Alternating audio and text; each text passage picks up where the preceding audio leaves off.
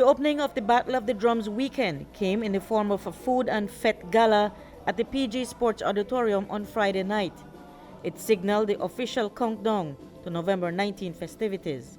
The event saw stage performances by the country's top Garifuna bands and artists, including the Sweet Pain Band. For Darius Avila, who started organizing the yearly event in 2006, there was a steady decline in the conveyance of the Garifuna culture, but particularly the language. The Garifuna culture was deteriorating, the language particularly, and of course the general state of the culture.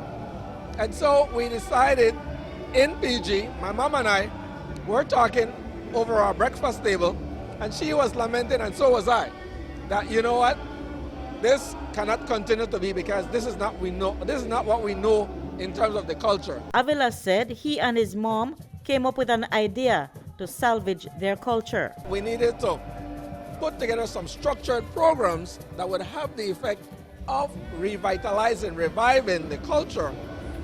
But two, we needed to ensure that we can finance it. And thus, the reason for this weekend. This is a fundraiser.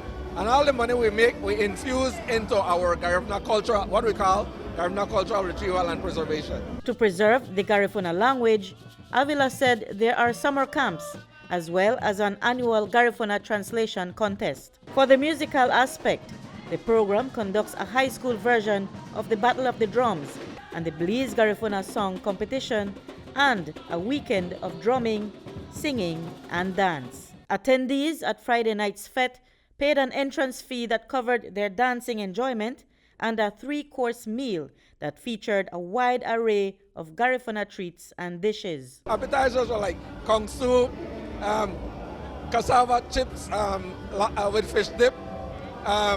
In terms of the main course, we have hudut, bunniga, tapo, served with fish, lobster, or conch. And likewise, the dessert, we have potato pong and cassava cake. And in terms of the drink, we have hiu and sahol.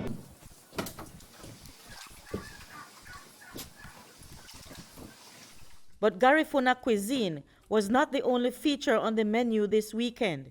Over in Dolores Village, just a couple miles from the border with Guatemala, the Maya women of that community were preparing their traditional meal, caldo with chicken and white rice, for an event. Abrelia Pan took us on a cooking tour. This is the ginger leaf, our local ginger. This is the culantro, and I'm going to put it in the meat. This have the seasonal and the black pepper, and these are the culantro. That is all that you put? And I'm going to put the onion too. We boil the meat inside, and when it's getting cooked, then we put the recado in it, and it becomes red. The ore, we call it in Quechua. Okay, well, how does that look? Is it a herb or a seasoning? It's a herb, like a leaf? Just like this, like leaf too. Okay. And if we have like vegetables like chocho, cocoyam, we put it inside. There was no music in Dolores Village, but as a little extra treat, we got to learn firsthand how the Mayas of that village prepare handmade tortillas from scratch. From the cob, we shell it, then we cook the corn. Maybe like today we cook the corn.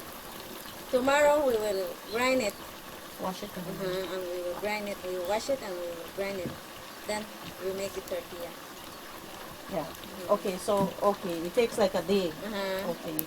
It has to set overnight, I guess. Yes. I see. Southern Belize is known for these delectable dishes, whether it is Garifuna food or a Mayan dish.